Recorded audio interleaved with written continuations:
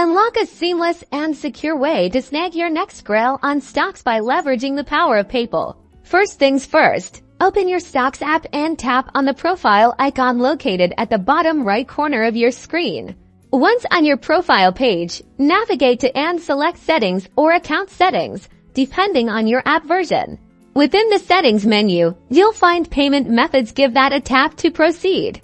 Here, you'll see your current payment options to add PayPal. Look for and select Link PayPal Account or Add New Payment Method, and then choose PayPal.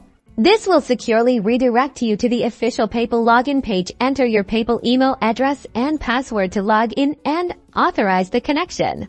Review the permissions StockX is requesting. Once you're comfortable, tap Agree and Connect or Authorize to link your accounts.